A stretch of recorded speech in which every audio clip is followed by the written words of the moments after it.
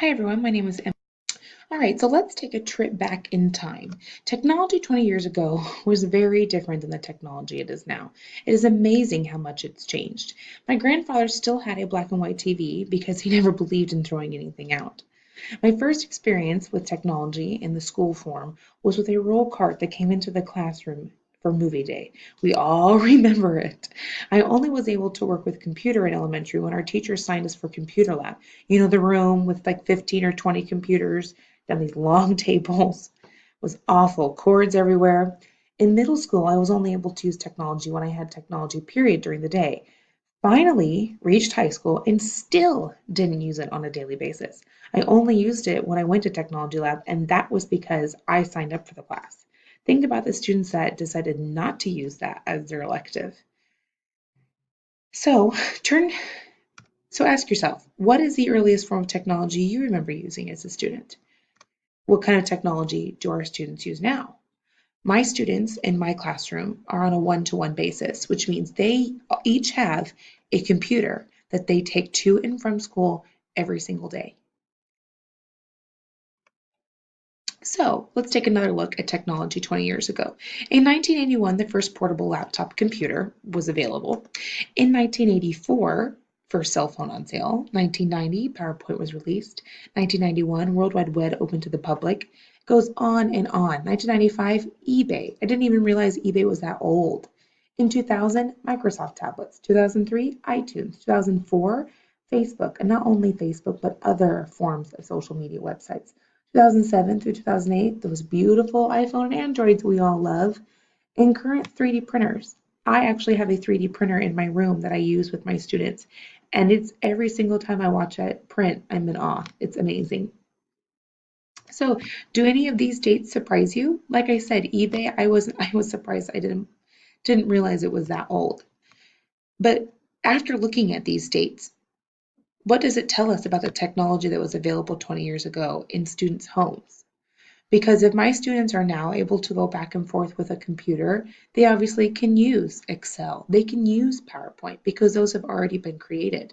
Our students 20 years ago, when doing homework at home, didn't have any of these possibilities. It was all paper and pencil. So, how does that compare to technology available in homes now?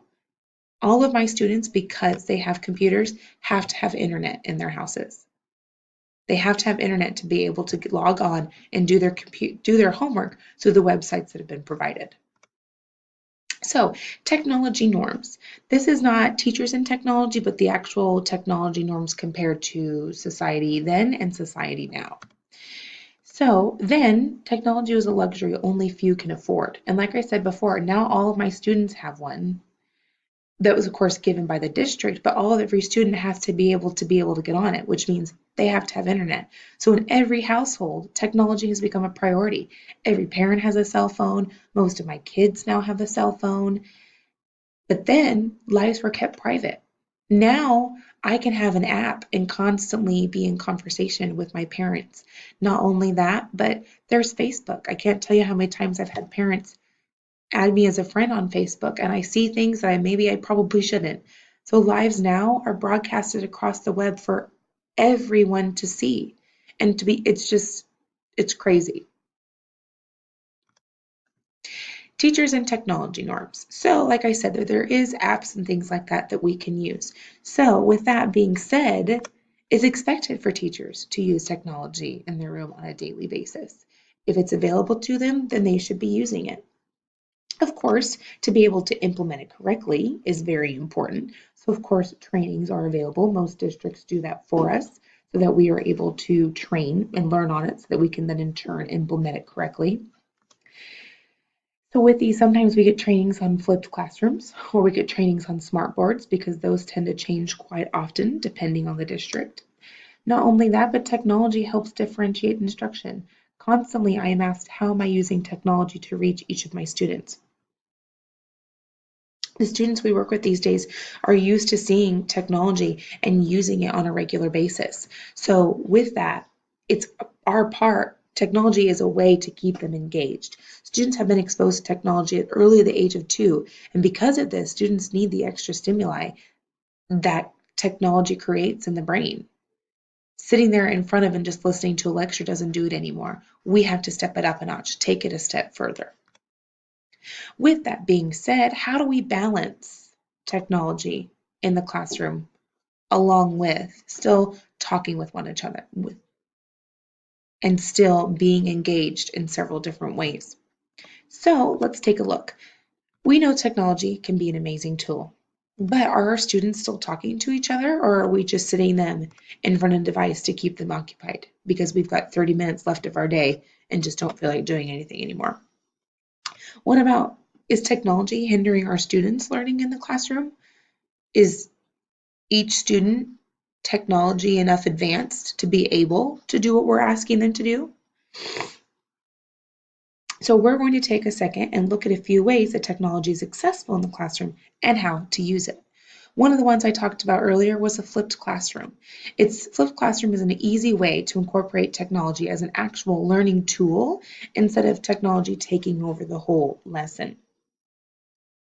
So flipped classrooms are absolutely great. It's a way for teachers to find a balance between using technology and not having it to fill up time.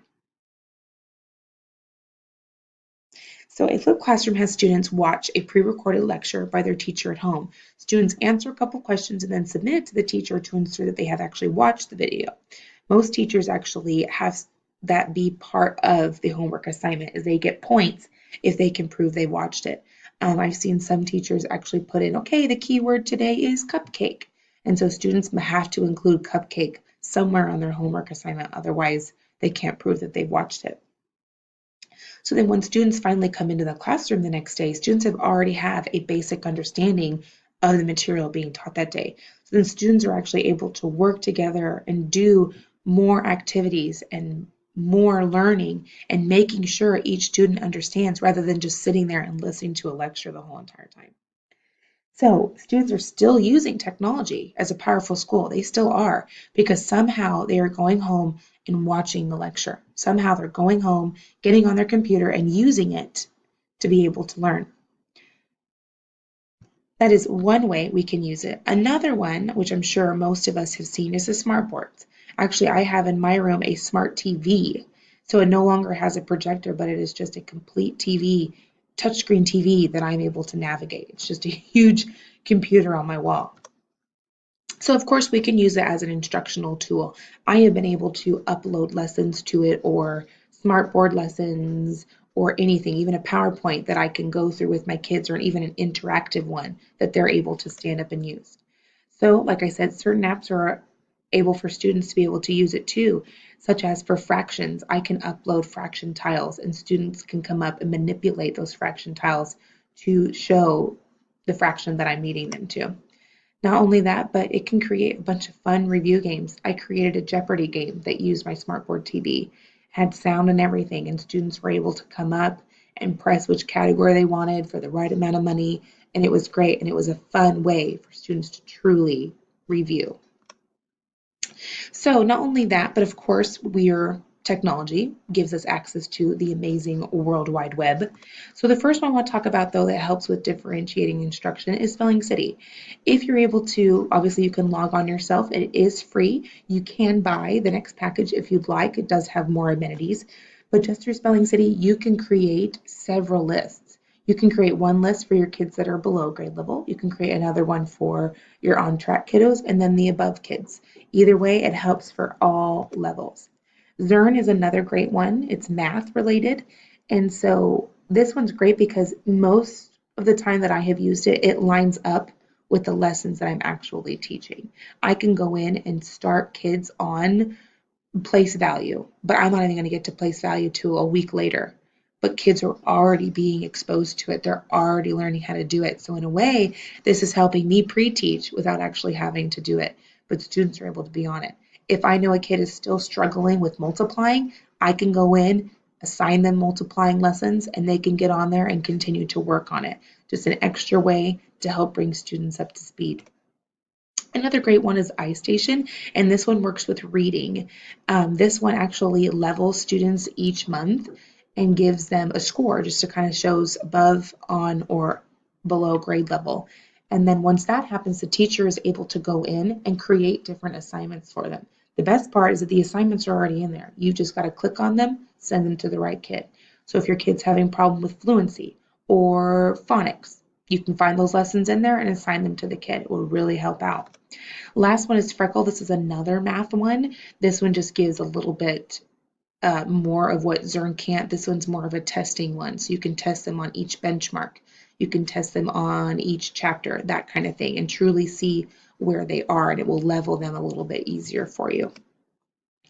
Another great one, and this one's huge technology, this one includes iPads, and these are called Osmos. But these Osmos, once you have the stand and the camera that's at the top part of the iPad shown in picture 1, the camera shows down on the student's hands and watches them as they're working and then responds in return.